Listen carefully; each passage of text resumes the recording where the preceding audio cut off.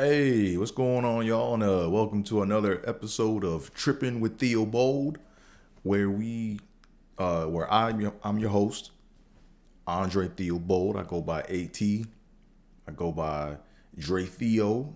I go by Dre. You know. But now, man, welcome to the sixth installment of Trippin with Theobold. This is the show where I trip in speech. I'm fucking this joint up already. This is the joint where I trip literally and figuratively. You know what I'm saying? Because I be tripping in speech and I be tripping in thought, you know? Um, so I know I'm only like on episode 6 with this, but a lot of y'all, if y'all been keeping up, um, I grew up with a severe speech impediment, you know. I still got the shit, but I kind of know how to like play around it a little bit, you know what I'm saying? So tripping with Theo Bold is like my show, you know what I'm saying? And the reason, well, I just told you why I call it tripping with Theo Bold, but I don't do I don't do edits, all right? I just shoot and post, you know. So whatever come out is gonna come out, you know what I mean? Cause like in the past, before I used to try to like shoot little video clips or whatever, and I would get to like 23 minutes or some shit, and then all of a sudden, you know, I have a oop, oop, oop, oop, doop, doop. Shit don't come out right, and I'm like, damn, I gotta re-record this, and I would be shooting this shit and re-recording for hours and hours and hours. You know what I'm saying? And I ain't got time. I ain't got that kind of time, man. Life is short. You know, you got to put it out there, and what it is, it's gonna be. You know what I mean? So yeah, I don't know what else to tell you, but I mean, hey, I'm not perfect, you know, and I'm owning my imperfection. Um,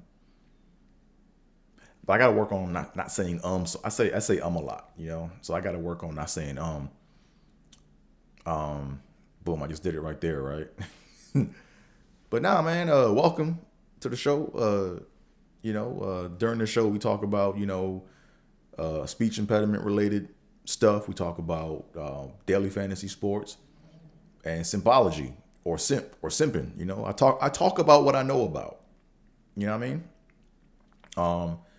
And then also I added a new little segment to the show where it's like I talk about like my comedy trials, right? Because as you may or may not know, I'm a comedian. You know, I tell jokes and stuff, and I had like a lot of little tests and little trials throughout my career or whatever, and I touch on that towards the end, and then I tell you what's coming up next in my week. So without further ado, let's go ahead and get started with the sixth installment of Trippin with Theo Bold. So the first portion of the show is the say what portion of the show, where we're gonna talk about the speech impediment shit. You know what I'm saying? I don't like the word, you know what I'm saying? Because that's too many fucking syllables, man. Speech, think about speech, impediment. That's 5 syllables, man. Isn't that messed up? Think about it, right? Like, I'm willing to bet, man, that most people with speech impediments can't say speech impediment. I can barely say it, like, you know what I'm saying? Because I kind of figured out how to get around my shit, but you never know. On some days, I might not be able to say it, you know? Like, man, my shit come and go like the wind. But anyway, let me go ahead and talk about my week, man. So, um, if you guys pay attention or look at the dates or whatever, as you might have like figured out, I missed a week. All right, I had a very busy week last week. I was doing this virtual Zoom comedy competition um, with a very well-respected organization out here, and I was stressing over that joint, man. I was stressing, so like all my energy and my focus went into that, and the actual show that I did was Wednesday, and I typically post on Thursday. So like building up to that Wednesday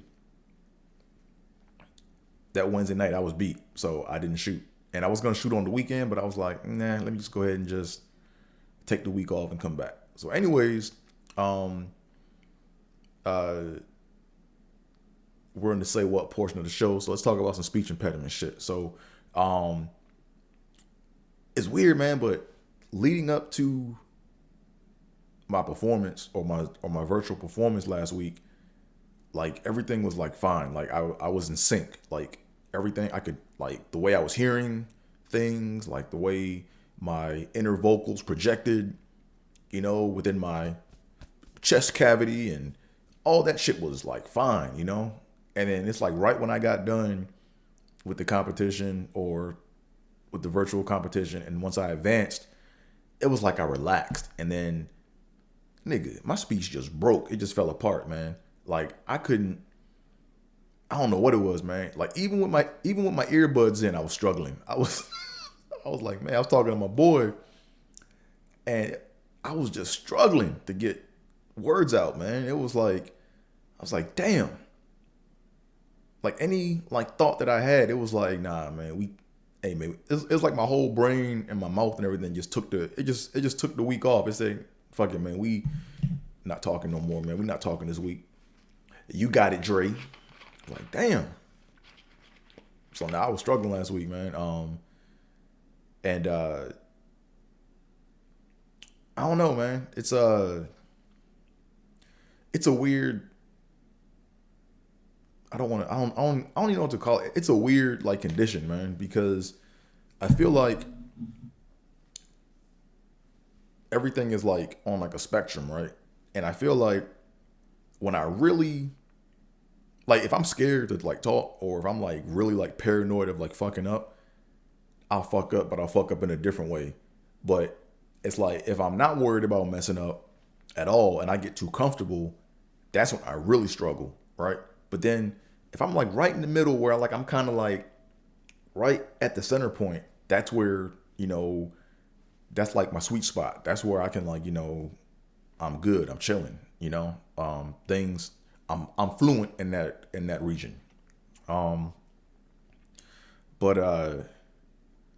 not scary, because it's like, one thing I noticed about me is that when I get comfortable in situations or around people, that's when like things start to fall apart, And then it's like I'm comfortable fucking up in front of people, and it's like I don't want to get I don't want to get comfortable messing up in front of people, because when my shit is bad, man, my shit is bad, man.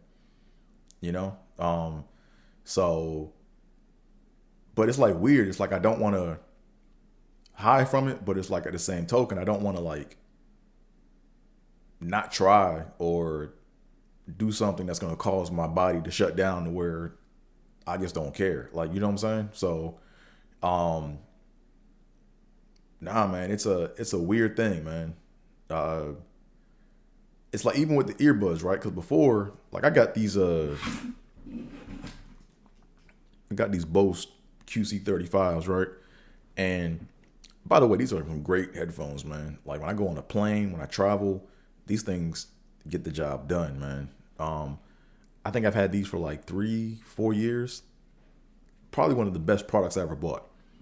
But when I have those headphones on, I can't talk in those things, man. Like it just blocks all the exterior noise, and then like I can't even feel my voice reverberate with inside of me. You know what I'm saying? Like I can't feel the vibrations internally, So it's like I'm talking into a black hole when I put my Bose headphones on, and like I'll have them think, see, I did it right there. See, I did. That's like a small tip of the iceberg, but it can be worse than that. So, but anyways, I put my headphones on or whatever, and my Boses, and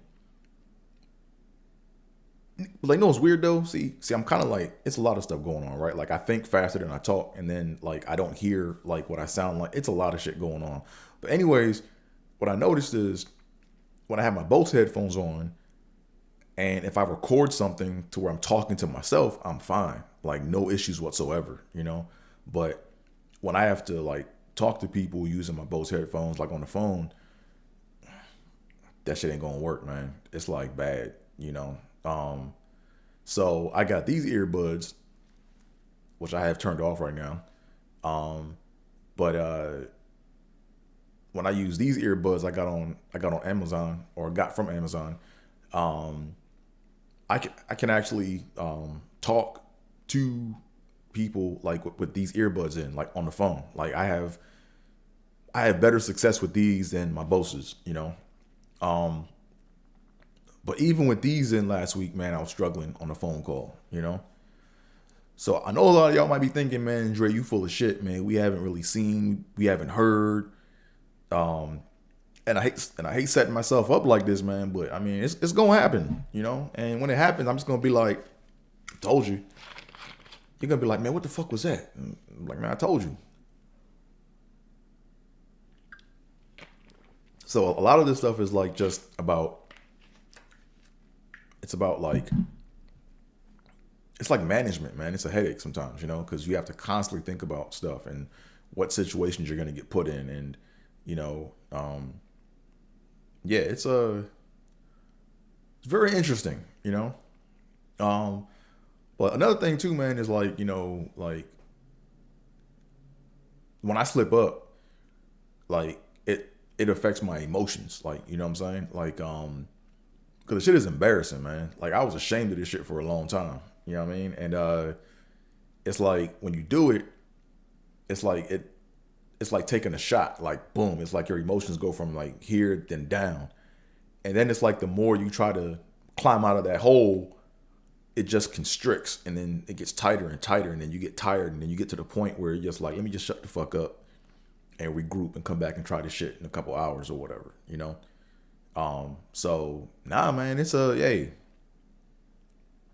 like I'm trying to come up with like jokes about this shit, man. Cause I have a lot of jokes about this, but it's weird. It's like I feel like people. So I got maybe like 10 to 15 minutes on this shit, and I should have way more than this because, or way more than that because I've had this shit for like my whole life. But it's weird because um I don't want to like rehash certain things that put me back in that state where I can't correct myself or to where I can't like come back, you know? Um, so, but yeah, in the past, man, I did jokes on this shit in the past at open mics or whatever. And every time I did, you know, those jokes at open mics, it never really got, they didn't get laughs, right? I mean, to me, they're funny jokes, right? Like they're structured, there's an element of surprise, you know, it's vulnerable, but maybe it's too vulnerable, you know, or maybe people can tell by my body language and, you know, my posture or my facial expressions that maybe I'm not comfortable talking about it yet. I don't know. It's something because every time I try to do material on it, it's like people are sitting there and it's like, I feel like they're afraid to laugh, you know? And that's the funny part, right? It's like it's like when I'm that might be it, right? But the funny thing is like is when I um like when I fuck up in real life, I don't want people to laugh. But when I talk about it and I'm in control of it, I want people to laugh, right? So that's why I'm doing this podcast. Not the whole reason why, but that's why in this podcast I'm not doing no edits, you know, like whatever comes out and I gotta own it. I gotta get used to that, you know? Like if I get stuck on something and it don't come out right, I gotta be able to look at this and say, look, I'm posting this shit. That's me, you know? Because one of my biggest fears, like in comedy, is having like my shit just fuck up on me on stage, you know? And then I can't get out of it, and then it just kills my whole set, you know? Like I want to be able to say, like, hey, when that shit comes up, that's gold. Like when I fuck up on stage and I get caught up, I want that to be gold. I want to be able to just go back and play on that for the rest of my set if I can, you know? That's where I want to be at. But that shit is hard, man. Yeah, I'm not gonna front, you know? But it's weird because if I never went to the school that I went to and if I never met the people I met, I would have never gotten on stage to try to do comedy because I only saw myself through one lens. You know, when I was growing up, it was like talking was real hard for me, you know? But when I got on stage and started talking, I'm like, oh, this shit is not that bad because one, I'm talking to myself, and then two, like I can hear like my voice. I can hear and feel my voice. So I feel like I'm in control, you know? But when I'm talking to people with like no mic or no nothing, it's like there's the element. I kind of did it right there, right? I did that little blink shit. But there's the element of right, there's the element of randomness and getting cut off. So like I'm worried about that. And then there's the fear of me like fucking up while I'm talking. You know what I mean? So there's that part of it. And then there's the part where like I don't feel connected to my voice when I'm talking. So it's like if I never like discovered, getting on stage and doing comedy, that thing to me it was like, wow, like it's just weird. Like I never thought that being on stage, all jokes aside, being on stage and telling jokes to me, or even on this Zoom joint, that shit is way easier to me than talking to like one person. Like I'd rather be in front of 500 people telling jokes or communicating. Not I'd rather be in front of 500 people telling jokes, or giving a public talk rather than having a conversation with one person. Like that to me is weird. Like a lot of people can talk to one person fine, but me, I get nervous as shit when I'm talking to just one person. But when I'm on stage, it's like I get nervous about the jokes not working, but like it's the fear factor is like decreased from all that. I don't know what I'm doing with my hands. I'm just doing hand shit I don't know. All right. But anyways, what else, man? But yeah, so that's what it is when it comes to, like I think part of the thing is I want to be able to relate to people. Like that's what I got to do. I got to do a better job of relating like speech impediment shit to people. Like, you know what I'm saying? Like the best ways I can think about how to relate to shit is like, it's like walking on ice, or it's like tripping on the concrete, right? Or it's like falling on the treadmill, right? You know what I'm saying? I got to relate it to shit like that, like something that people do every day, to where they're like, oh wow, like people that run on treadmills a lot, they can notice like, a lot of times, that the belt of the treadmill will slip, and when it slips, it's like your body kind of like does its own thing. Like you know how to run, the motions you have to make, but when the belt starts slipping, you don't know when it's going to slip, right? And every time it does it, it's like you lose confidence with each step. Every time you do it, like you could be running for like 15 minutes, but once you like slip, it's like, oh shit, I lost some confidence in that. Damn. So now it's like you're more worried about trying to see when the slip is going to come so you can try to catch the slip, and it becomes more about catching the slip than actually running, and a lot of people probably don't run on treadmills like that, right? So like I said, I have a lot to work on in that area. That's something I really want to really go in on, man. Because it would be dope, man, if like jokes that I tell about the shit could help empower other people with speech impediments to like, to not be afraid. Cause like a lot of this shit, I kind of did it there. See, a lot of the shit is like being afraid. Like once you get over that fear, like, once you say to yourself, you know what, I'm gonna fuck up. I'm gonna have a bad day. I'm gonna make an awkward facial expression, or I'm gonna make a weird sound with my mouth or whatever. But that shit ain't gonna break me. And once you got that in your mind, and no matter how many people laugh at you, make fun of you, you're gonna get through that shit. Each time you do it, you're gonna get stronger. You know what I'm saying? But anyways, like I said, I'm trying to basically make it so like I own the shit to where I'm like, nah, Dre does that. That's like, when it happens, it's funny. You know what I'm saying? But anywho, let me go ahead and get off of that. Still working my shit out. So let's go ahead and get into the DFS portion of the show. Nigga, DraftKings, man, is snake oil, man. Fucking snake oil, man. I can't win shit on DraftKings, man. Like I took a step back. I said, you know what? Let me go ahead and not focus on trying to get the right dollar amounts, right? Let me go ahead and try to let me get away from like the salary cap shit. Let me focus on just can I pick the big dogs, right? Can I pick the big dogs? And I can't even pick the big dogs right, man. Like if you can't pick the big dogs right, then you don't need to be really fooling with the cash like that or the salary cap, man. So I think maybe out of 10 tiers, I probably won twice. And when I say won, I won like barely won, right? So I put up $3, won $5 twice.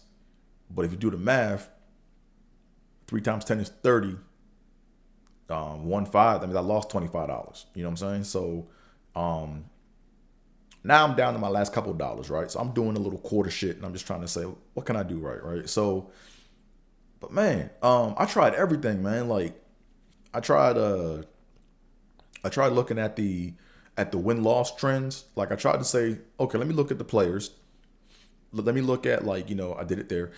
I tried saying what is it? Yeah, I tried looking at the wins and the loss. I tried looking at each player, and I looked at when they lost, and I tried to say, okay, what did they do after they lost the game, right? Or I looked at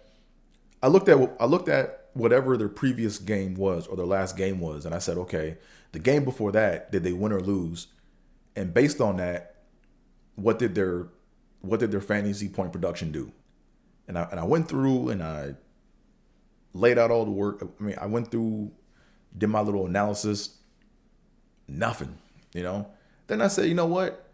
See, a lot of people, I thought to myself, like a lot of people get mixed up with like the average, right? A lot of people don't know about the mode, median, and the range, right? Like a lot of people don't know about that shit, right? So people just look at the average and say, oh, that's what he's averaging. But people can average things in a lot of ways, right? They could be like, they could have a small variance from the actual average, right? Like, for example, if you look at Zion Williamson, right? He averages like 43 fantasy points a game, right?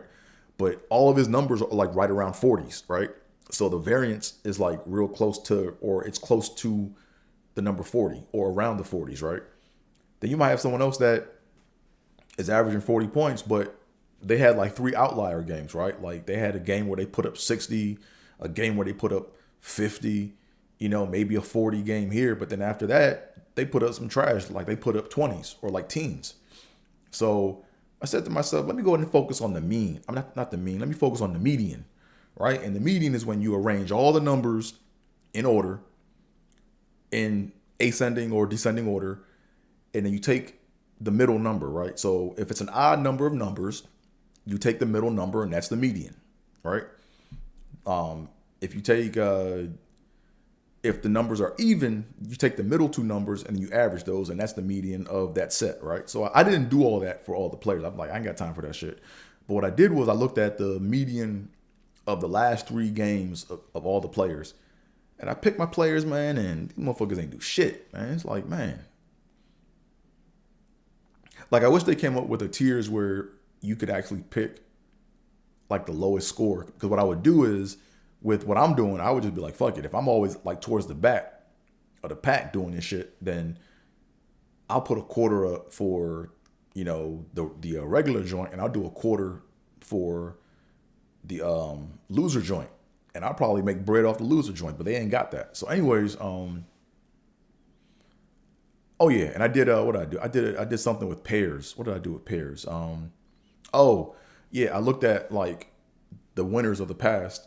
I looked at the players who actually, or the people that won, or the winning lineups, and I looked at one thing I noticed in the winning lineups is most of the time they have a pair of players, right?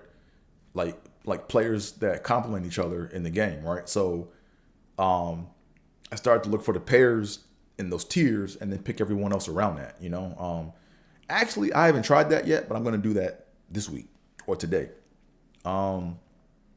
So my woe of the week, I had 2 woes of the week, man. So this week, man, Victor Oladipo, man, he messed me up, man, because he didn't even play, right? And I picked my lineups like at around like noon, I think, which basically meant that they have like 4 hours until game time starts or whatever. And like I did that, man, and there was no amber warning about him being questionable. Like he wasn't out. All of a sudden he just said, his knee was sore, he not playing. So when I go look at my lineup, I'm like, yo, why the fuck is my bubble way towards the back of the pack? And I looked, I was like, Oladipo got 7 points. Well, he got 0 points in the second quarter. I was like, man, this motherfucker ain't playing. So yeah, man. So Oladipo, man, messed me up, man. And then also on top of that, Luka, man. Yo, Luka bullshitting, man. Like he be some games he'll put up like 70s, 60s, 80s or whatever. No, not really 80. 80 is like he can, but it's like really he's kind of like around the 70s. But man, he put up 29 motherfucking fantasy points, man. 29. I'm like, damn, man. So that's why I'm just like, yeah. So when it comes to DraftKings and DFS, man, right, you gotta be careful, right? Like if you get into shit, you're probably gonna lose some money, right? But the key is you don't want to waste money and time, right? So I've been wasting a lot of time in the past because I used to be bad, man. I used to like do the whole spreadsheet analysis. I used to write formulas. I even built a neural network, man, and tried to win this shit, and that shit ain't work. So that was a lot of time that I put into that, and I lost bread. So I'm gonna start just going with my gut, you know, and then checking the news and the highlights to see who's doing what and who's playing or whatnot. You know what I mean? Man, my throat is dry. So, see, I missed a week, and when you miss a week, what happens is, you know, your muscles that you built up get weak. Let's see what else we got going on here, man. So for today in my tier lineup, let me see who I got. I'm probably gonna change this shit up because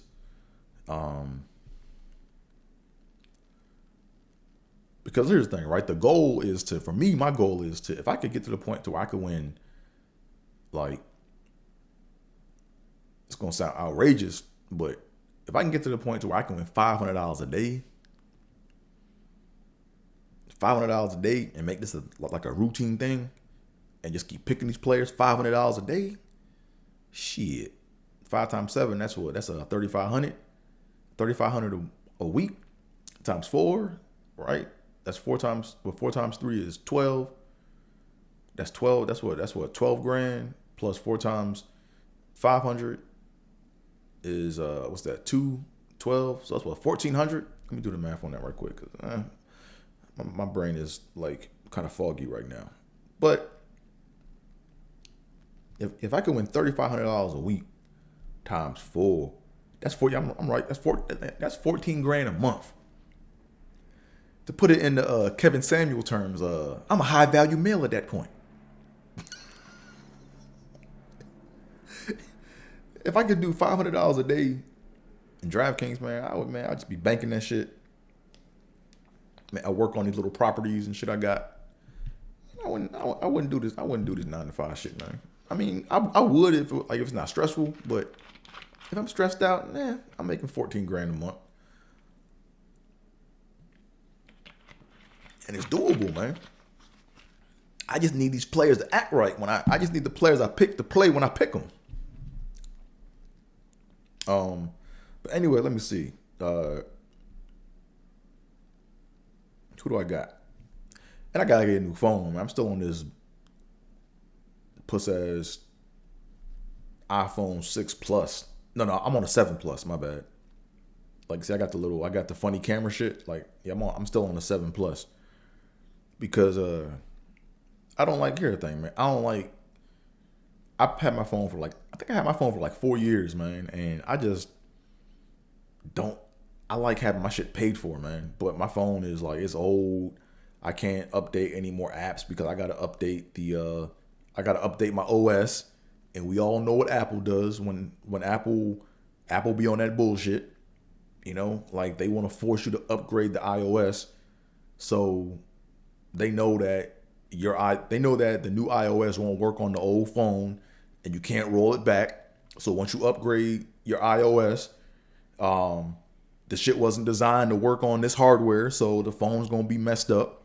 It's gonna be slow. So that's how they force you into buying a new phone, right? So I've been ducking and dodging these updates for like the past at least a year. Like I'm like, nah, don't update my shit. Nah, fuck that. But I gotta get a new phone, and I'm probably gonna get one soon. But anyways, who do I got? Who's my Theobold prediction of? Well, I'm not gonna give a Theobold prediction right now. I'm just gonna go ahead and read off my tier lineup that I have right now, and I'm gonna tell you what's wrong with my tier lineup. 'Cause I see something already wrong right now. So I got my man Westbrook. I got Simmons. I got Bam. I got Murray off the Spurs. I can never say his name. I want to say Dejounte. Is it Dejounte? Because it's spelled Dejounte. So I think it's Dejounte. But it could be Dejounte. I don't. Yeah. I got D Murray from the Spurs. I got Buddy Hield and I got Burks. Right. So the first problem that I see with my lineup is I don't have any pairs. Right. I don't have two players that are playing on the same team, right? So I got to kind of go through and say, okay, what players complement each other the best? And that's where I can use my Line Star app, right? Because Line Star will give you like the players that play. I think it's called like a high. It's called something it's called high correlating. Let me look it up. It's in my Line Star app, but it's like they're like highly correlated or some shit like that. It'll say. No, it's called top assist combo, right? So it'll say Russell Westbrook and Bradley Beal, right? For example, are on the Wizards, right? So I'm gonna look for the top assist combo, right? And just play those two players that make the top assist combo because that means that they're playing a game with themselves and they're getting points amongst themselves. That means that they're concentrating the points amongst themselves, right? So I can't pick Beal and Westbrook because they're both in the tier 1 option today. So that's not going to happen. But anyways, that's what I'm going to do. I'm not going to do it here because it'll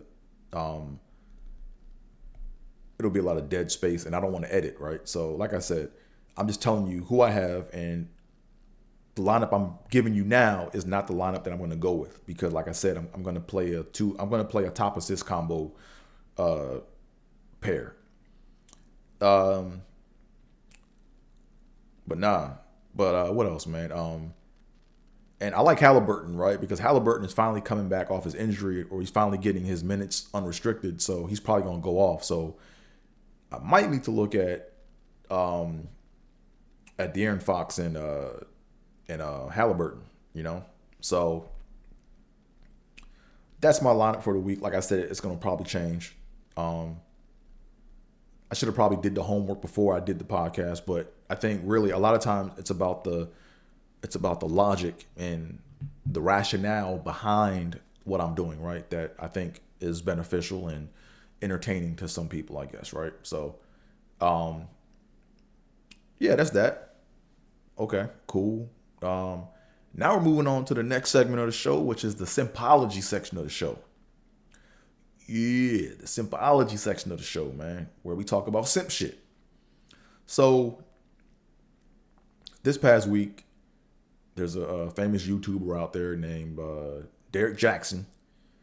And he had a situation where, like, basically, I could be getting the facts mixed up or whatever, but from what I've gathered, what appears to have happened is he's been married to his wife for like 4 years. And he does relationship advice videos on like marriage. And he basically gets on dudes for not cheating, but yet he was having an affair or had a mistress or mistresses or whatever during he wasn't faithful during his 4 years, right? And he was bringing up one term he brought up that to me to make any any sense was he said he had a non-sexual sexual relationship with a chick. How the fuck do you have a non-sexual sexual relationship with a chick? Like, that shit don't make sense, man. So I'm like, man, whatever, man. Like I said, a lot of these dudes on YouTube, a lot of these people on YouTube and Instagram and social media, man, they out here selling snake oil, man. You know what I mean? It's a hustle, right? They want to get viewership up so they can get the ads, so they can make the money off the ads, right? That's gaming the system. But that's what this country about, right? This country is about capitalism. It's about making money, you know? Like, those are just the rules of the game, you know? But in my opinion, with that whole Derek Jackson thing, man, his chick should have never agreed to get on camera, man. You know, like, I feel bad for them as a couple, man. Like, maybe it's all orchestrated, maybe it's all a sham. I don't know, but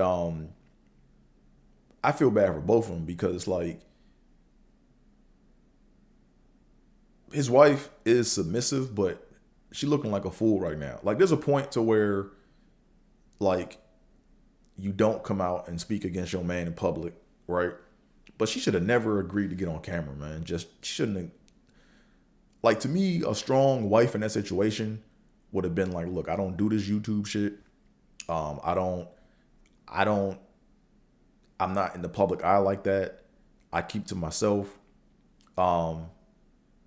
I don't believe in divorce, but I need to separate from you to help until you get your shit together.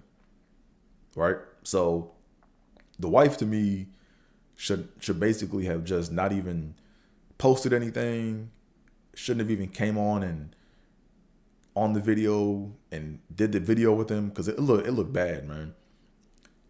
She should have just been like, look, I'm gonna go get this apartment, or better yet, as a man, the man's supposed to lead the crib because the man is the protector and the provider, right? So she should have been like, look, you fucked up. Here are your options. You can leave out, get your own spot for like a couple months, and, you know what I'm saying, get your shit together, and then let's come back and try this again, you know? Or if she was like, look, if you're not going to do that, I'm going to do it, but I can't be in the same, this is toxic, right? It's a toxic situation. It's not a good situation to be in, you know? But here's my thing, man. In my opinion, if you have to lie to keep a chick for any reason, if you have to lie to any reason to a chick to keep her, you a simp. You know what I'm saying? That's simping, right? Because as a man, you should be able to stand on whatever you speak on. You should be able to stand on whatever it is you are, you know? And this whole dude basically lived a double life, man. Like, he portrayed he was one thing, but then in actuality was doing something else. You know what I mean? So that's what I'm saying. Like, a lot of times you really can't really talk about other people's marriage, or you really can't really get involved in what they do, because it's an agreement between them that you might not understand, right? Like, everyone thinks that everyone has to be married the same way, and really you don't. It's just an agreement between two people, right?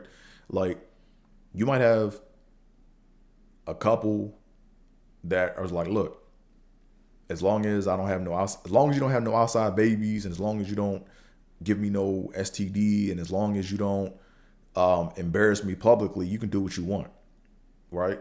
So if you go out and see this dude with multiple women, like, and you try to go snitch on him, you're gonna look dumb, because the wife might be cool with that, or might not even care about that.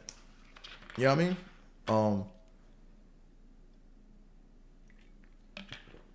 But my whole thing is, man, is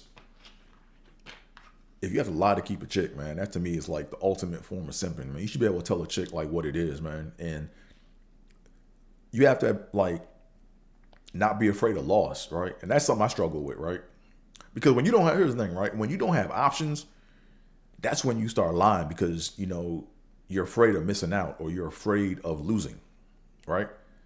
And it all goes down to just like not having like fear of loss, you know? So in this social media era that we're in right now, my advice to people would be, it would be to get you some like explore your options at all the time. Like all the time, have options. Like don't commit until you have options. I know that sounds kind of like backwards, but there's a method to my madness and how I think. Right? The reason why I'm saying that is because right now we're living in an era where options are at the tip of your finger. Right? You can go on. Like you don't even need to get chicks' phone numbers no more. You can just go in their DMs and text them shit, and then y'all can go meet up and go do whatever, right? So options are just like through the roof right now. We're in a what's the word I want to say? We're in a subscription based society where everything is a subscription, right? Like you can sign up for it, and at any time you can just cancel that shit, right? And at no other point in time in the history of man has anyone had those kind of options, So to me, it's like before you even like you can't mix old school traditional marriage with today's social media. Like you can't do that. It's gonna fall apart. You know what I'm saying? So with me, it's like, if I were to go down that path of doing the whole married thing, I would be like, look, the chick that I'm married to, she's gonna know that I have options, and she's gonna know how I am with my options. You know what I'm saying? And she has to be cool with me having options, and I have to be cool with her having options. And it's like, at the end of the day, you never want to let. At the end of the day, you never want to let vagina like mess up your marriage, right? Like you never want to like say, oh man, she stepped out on me, so now I want to just call it quits. If you're gonna do that, then don't even get in the game now, right?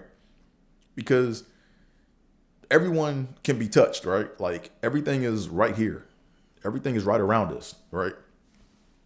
So, and the reason why I'm stressing have options, and then if your chick like knows that you have options or whatever, like you're gonna show your true character with those options, and then she's going to know how you are with those options. And then at that point, both y'all have a decision to make to say, hey, look, am I cool with, you having options, and are you cool with me having options, right? Like you have to be comfortable with that, because if you go in there thinking I'm just gonna date one person, focus, and this whole social media shit is blowing up to where you have all these options, you gonna change. Like that shit gonna change you. And why sign up for something? Why sign up for something permanent in a society that's full of variables and just growing options? You know what I'm saying? So that's just my 2 cents on this shit. Like if I go down that path, if I go down the marriage path or whatever, like I gotta have options, and like chicks have to like know, look, I'm dating other people, I'm dating other women or whatever, right? And this might be controversial, but at the same token, I'm kind of toying with the idea of you don't cut those other options off. You just say, look, over time you rank your options. You spend more time with your main chick, but then you got your other chicks, but she already knows about the other chicks or whatever. And once you make a commitment to one chick, you know that, look, that chick is your wife, you stick with her, but she already knows, look, I have these options over here that I may dibble and dabble with. You know what I'm saying? And that all comes with like comfortability, right? Or that all comes with like a level of comfort, because if you give the illusion that it's just y'all two, and then you got all these other motherfuckers outside, it's like, yo, that's corny. You know what I'm saying? But if all along it's like she gets your time like 90% of the time, but then like you may every now and again you may have like a little side fling or whatever, and they know what they are and she knows what she is. At the end of the day, now y'all can conduct business. Now y'all can actually move forward and build something to pass on throughout your legacy. You know what I'm saying? So I'm not saying that's what I'm gonna do. I'm just saying that like all options right now are on the table with me. You know what I'm saying? But like I said before, that's if I even go down that married path. It's just like I said, it's so much, man, it's so much going on right now in society, man, where I'm just like, man, we got bigger fish to fry. But whatever. That's just my 2 cents on the shit. Um, but it's all about, that's one thing that I never was able to do, and I think it's been beaten in me to basically I've been trained to lie my whole life, right? I'm not a liar. Like I'm not gonna purposely go out and just lie to people to be lying to people. But it all started in grammar school, grade school, right? It's like you have to do shit that you don't want to do to get the tangibles that you need or the tangibles that you want, right? Like for example, a recess, right? Like you gotta basically be quiet and hush so you can go outside to go play, right? Being quiet in class has nothing to do with going outside and playing, right? You can make noise in the classroom and go play just as effectively as if you kept your mouth shut and then went outside to go play. But it's been burned into you that that's what the teacher wants. That's what she wants. So if she gets what she wants, she'll give you what you want.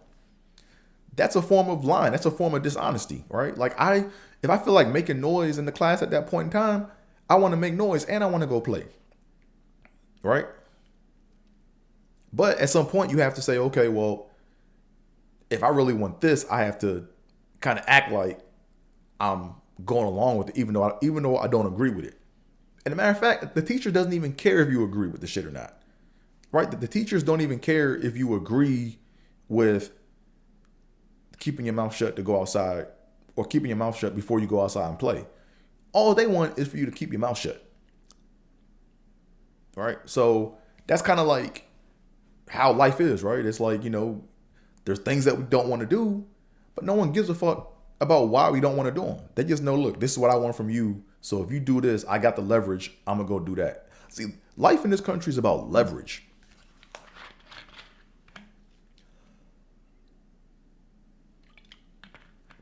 So anyways, what else, man? So um I've had no relapses like in the past like couple weeks, months or whatever, when it came to like my interactions with women. Like there are a few chicks that like I wanted to hit up to see if I could like, see what's good, to try to set up some extracurricular activities, you know what I'm saying? But I was like, nah, I'm not gonna call it. I'm like, whatever, man. I'll just watch TV. I don't really feel like, cause I don't, it's weird with me, man. Like if I've known these chicks for a while and they not hitting me up, it's for a reason, right? So I'm not gonna fall in that trap of trying to raise their interest so, I can get back in their graces or whatever, right? Like at the end of the day, I'm not a prize to them, right? I'm not valuable to them, right? They probably getting piped down by some other dude right now and shit, right? And that's cool. Like that's I'm not jealous or nothing like that. But it's like I know better, right? It's like I don't want to fall in that trap of like I call it the video game syndrome, where I'm like, oh man, what's the code to try to break shit? What's the code to try to get this chick so I can get the draw? Like I ain't got time for that, man. Either the chicks is fucking with me or they ain't. You know what I'm saying? And I'm fine either way. You know what I'm saying? But my thing is like I'd rather meet new chicks who may see something in me versus hitting up an ex that I gotta work to do some shit just to end up. I'm not doing that. So, anyways, like I said, I haven't fallen into that trap that's real easy to fall into, especially during quarantine, man. It's real easy to follow. It's real easy to fall into that trap, man, where it's like, look, man, hey, man, hey, to be on the hey, what's up, big head shit. Like that's nah, I ain't got time for that. I mean, it's hard to not do that, but I think I've done pretty well with that, because there's like 5 chicks or whatever I could probably hit up, and if I put forth some effort, and really work at it, I might be able to rekindle some old shit. But like the price, I'm not willing to pay that price. So that's why I'm like, nah, I'm good. Let me just go ahead and fall out in this cut. Let me go ahead and fall back and just chill, you know? But um what else is going on?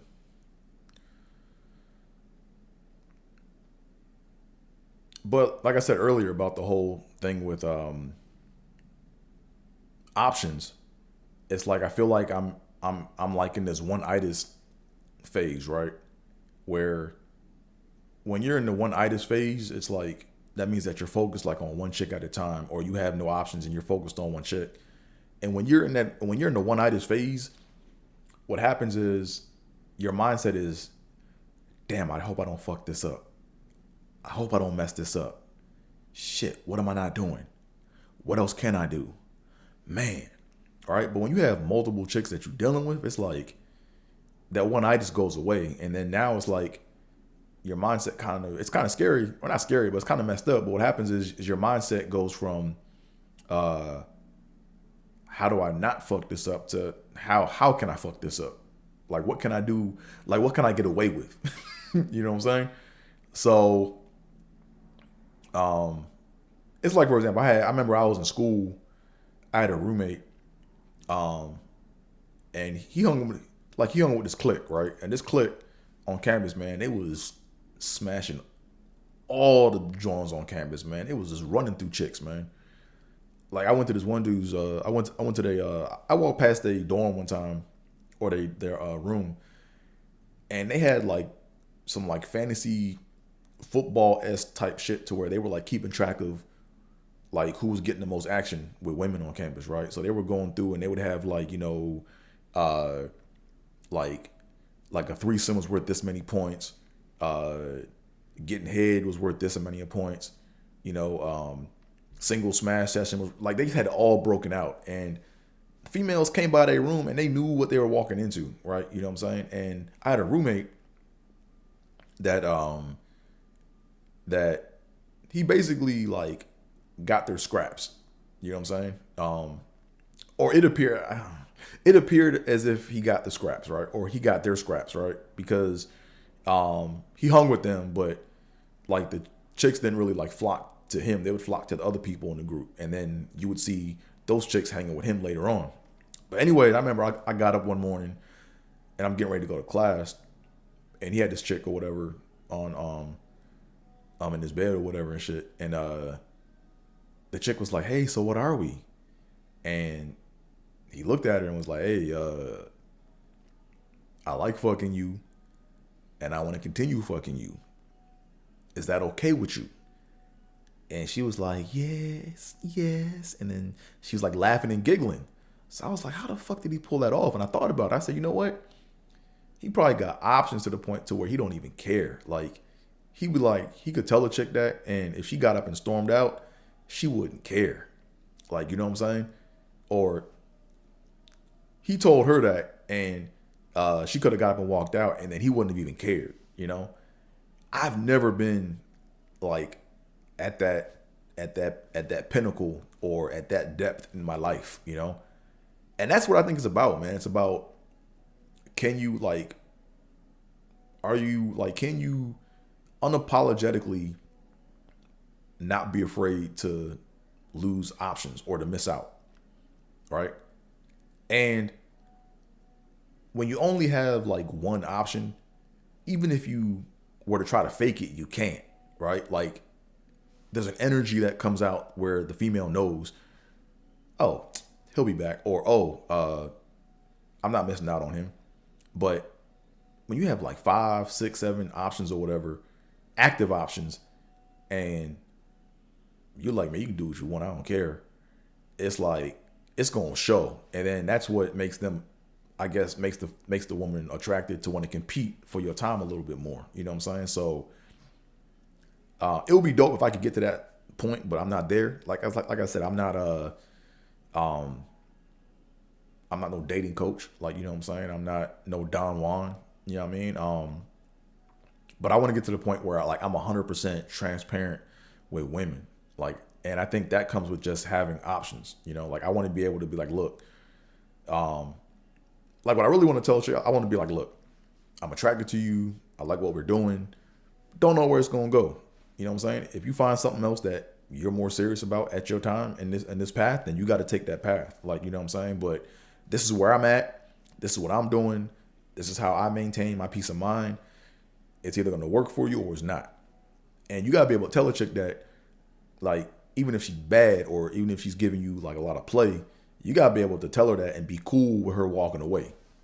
Right? So I'm not there yet. I'm trying to get there, but I'm not there yet. You know what I'm saying? So that basically would, I guess, lead people to think, okay, well, you sound like a simp. Well, not really, because like I'm not doing anything to garner or to gain her interest. I'm just peeping the game for what it is, you know?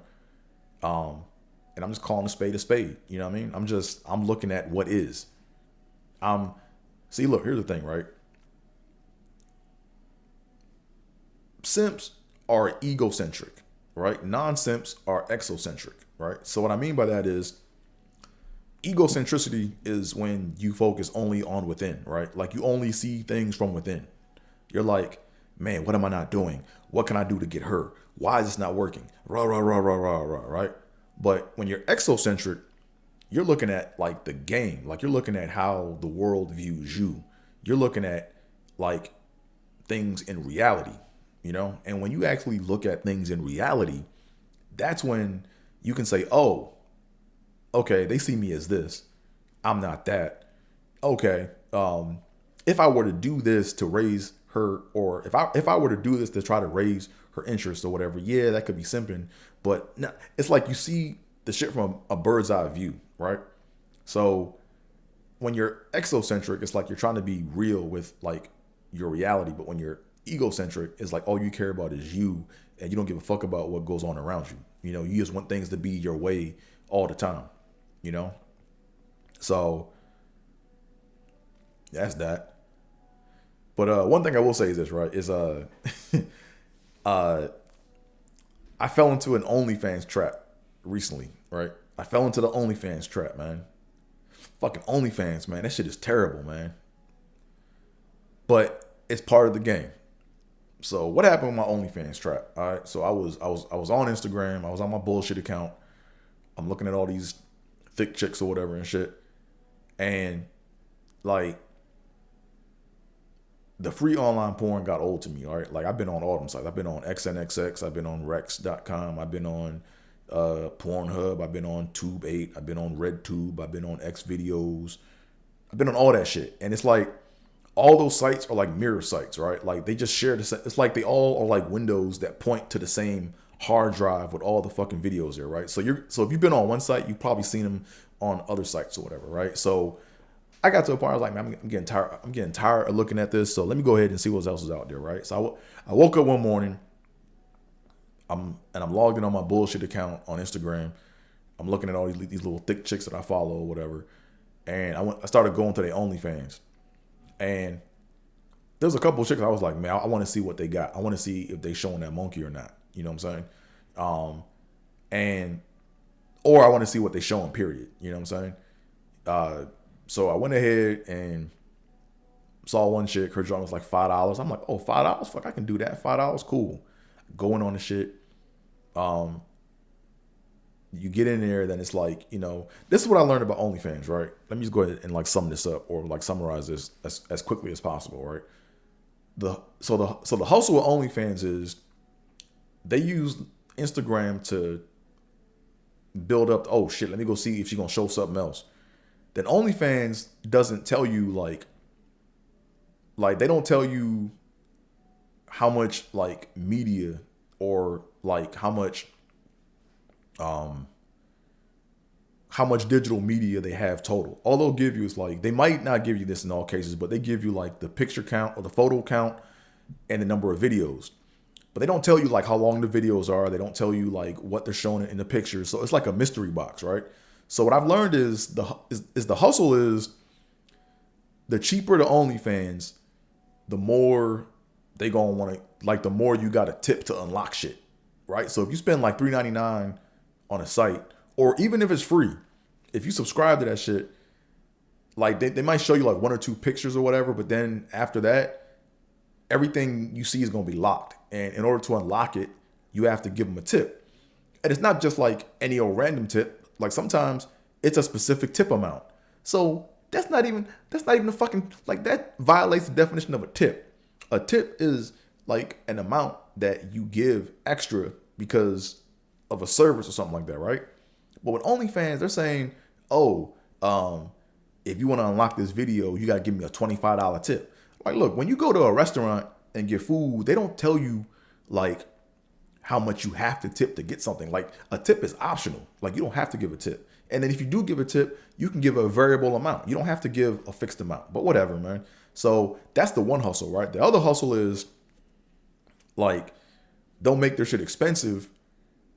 Like, it'll be like $22, like $24, whatever it is. You buy that shit for a month, or you subscribe, and then what they'll do is like they'll have like what happened? So let me ask you, yeah. Here's how I got, right? So there was one chick, I got a message or whatever, and it was like, hey, it was like a random message. It was like, hey, unlock this video for $5. You know what I'm saying? And the video was like 2 minutes long, and I was like, man, I was like, shit, I need to. Wow, like I got lured in. I can't say Lord. Is it Lord? I got lured in. And when I got lured in or whatever, I went ahead and I signed up for that $22.49, right?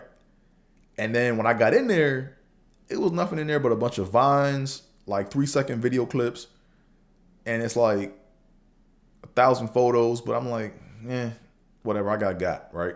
So I fell in this trap where I was going down. I'm looking at, cause I said, you know what? If I'm gonna fuck up, let me go ahead and fuck up now. So I went ahead and I looked at I subscribed to maybe like 7 or 6 IG models OnlyFans joints. And I subscribed or whatever, and they in the range, right? The price range, the range of the subscription was like it was like from free to like $22.49, right? So I did all that, and it just wasn't satisfactory, man. It just did not meet my satisfactions. That's why I'm like, you know what? That shit is all a gimmick, man. It's all just a gimmick. So now I'm like satisfied with myself where I'm like, I'm not missing out on shit when it comes to OnlyFans. I'm just not missing out at all. I'd rather just go back and watch my free shit. But that's not simping, right? A lot of people are like, man, you were simping. No, that's not simping. It's not simping because I'm not messaging these chicks. Like, you know what I'm saying? I could care less. Like, I ain't got time for that.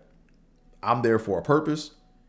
I'm there to execute my purpose and get out. Get in, get out, right? Now, if I was like signing up, trying to link up with them, and if I'm trying to, send messages, and if I'm trying to, then yeah, that's simping, because I'm thinking that me paying money is going to raise their interest to want to link up with me, and that's not the case at all. I don't care about meeting them chicks at all. I could give a shit less if I were to go outside in the street and walk down and cross past one of them. I could care less. You know what I'm saying? Not to be mean, it's just the truth. I don't care. But at the end of the day, I mean, I got with the money shit, but it wasn't even a lot. Like, I think I spent it's a lot. It was like, I fucked off like $75. You know what I'm saying? But I canceled the shits, but I fucked off like $75, right? But it's like one of those things where now it's like, I know for a fact that I'm not missing out on anything. All right, I know for a fact that I'm not missing out on none of that shit.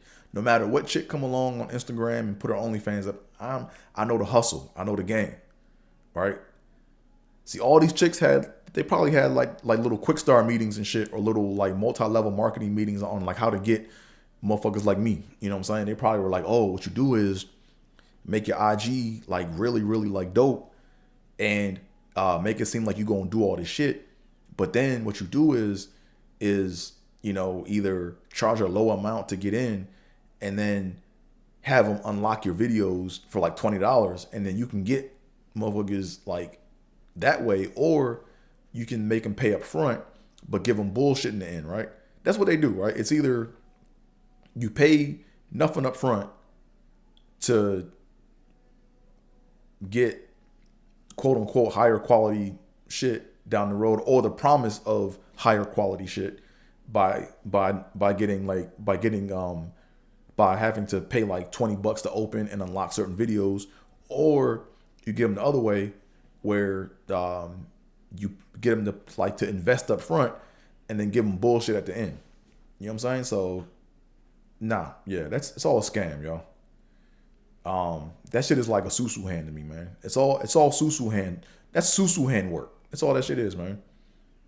But anywho, let me go ahead and shit. I've been talking for over an hour, man. So enough simp talk, enough simpology. Now let's move on to the my comedy trial, right? Where I talk about like my trials in comedy. So the last comedy trial I talked about, I believe, was the bookstore, right? So now the next comedy trial I'm talking about my next comedy trial would be it was probably I'm just gonna title it. I'm not gonna tell the title because it's gonna give away. But basically, what happened was this, right? I was starting out doing comedy in Iowa. I was doing this open mic, and when I first started doing comedy, I was just on stage having fun. Like I was just talking like I'm talking now, but I would like talk my way to laughs. Like I kind of like was just talking. I'm not trying to say I'm not trying to make it sound like I was some gifted person or I don't need to write. No, I gotta fucking write. And I got to think about my shit. But when I first started, I was just having fun, right? Everything was just fun, you know? And I remember I did this one open mic and I had some half-baked ideas, but I had high energy and people were laughing. They were having a good time. So when I got off stage, there was a white lady that came up to me and she was like tickled. She was like, "Oh my God, you're so funny." It's an older white lady. She was older than me. She was like, "Oh my God, you're so funny. You made me laugh. Blah, blah, blah, blah, blah, blah, blah. Oh my God, you were tickling me. But hey, I'm gonna need you to lose the black talk."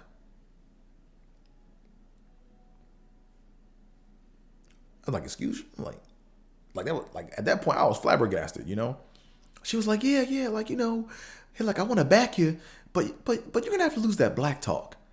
And I'm thinking to myself, but bitch, I'm black. Like, what else the fuck do you like? What is black talk? Like, I talk. This is who I am. Like what the fuck you talking about?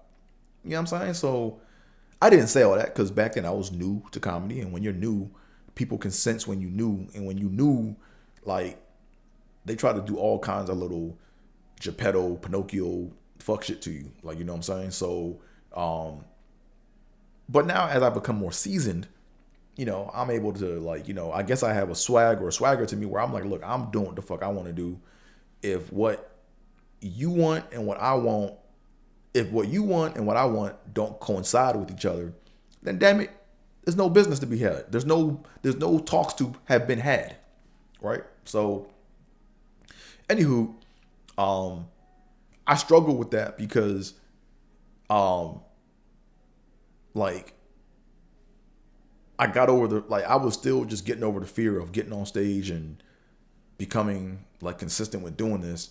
And basically I had someone come up to me and tell me to not be who I am, right? Like it was weird. It was like, I feel like they were trying to like micromanage, comedy for me, right? And when people start micromanaging comedy, here's the thing, right? I always consider the source. You know what I'm saying? So if a comedian that I respect is telling me some shit, you best believe I'm gonna take heed to the shit. I'm not saying I'm gonna do it, but I'm gonna really take heed to it and really dissect what they saying. But if it's some Joe Schmo that never got on stage that I don't know, and they come up to me talking about lose this, lose that, like now that shit don't affect me. Like now I'm just like, oh, okay, yeah, like water over my back. You know what I'm saying? But back then that shit affected me because now it's like, man, like I was struggling like, man, like, okay, I'm in the consumer business, right? Like it's a business. she doesn't like the product that I have to offer. So now I got into how can I carve up and game myself to make myself marketable to her. And then it's like, you got to think, you can't please everybody, So at the end of the day, it's like, you're better off just pleasing yourself and finding your own niche and working with the people that you cater to, But that's something I struggle with, man. Like just the whole, you know, like not being black enough for like black clubs, but then being too black for white comedy clubs. You know what I'm saying? Like that's one thing I struggle with in Iowa, Um, so the next comedy trial I'm gonna talk about, I should probably talk about this shit now because it's like it's so much more of the shit. But basically, long story short, I had a what was it? It was a you know what? I'm gonna stop here because it's gonna go long. But just there's layers to this, not being black enough for black rooms and not or being too black for like white rooms. Like that's something I definitely like struggled with when I was in Iowa. You know what I'm saying? But we here, we're still in the game, we still fighting. You know what I mean? And we gonna do what we gonna do. So what else we got going on? So up next, up next, I don't have any like shows planned or anything like that yet. Probably just doing open mics and Zoom shows for the next couple of weeks or whatever. But last week I did a virtual.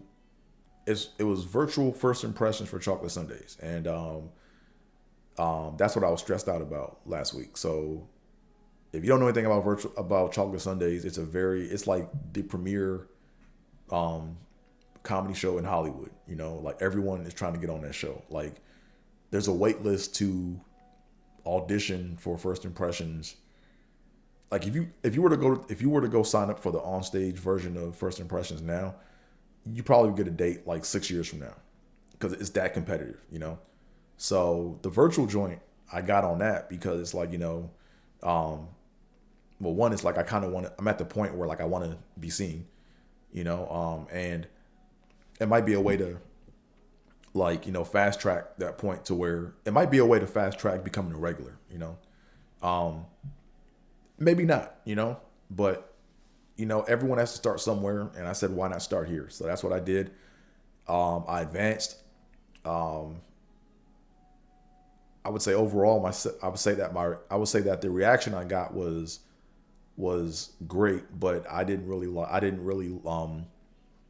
see. I'm my own hardest critic, or I'm my own worst critic. Like I wasn't happy with my performance 100%, but it was enough to get me through the next round, so that's good. But I know what I have to work on next. So, anyways, I advanced in that.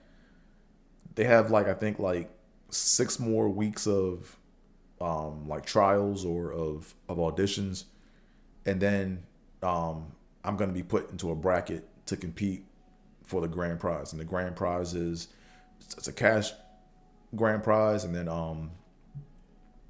also you get like opportunities or an opportunity to spotlight, I think at like the Comedy Store, on the Chocolate Sundays main show, and at the Hollywood Improv, right? So it's a pretty big deal. So I think in May is when I'll probably find out when I'm going to be placed into a bracket or whatever, or what the next steps are for that. And then in addition to that, last night I shot a podcast with Keith Graber, and the show's called Everyone's a Comedian, and it's a dope podcast where he does a good job of asking in-depth questions to really like expose and show what goes on behind the scenes in the world of comedy.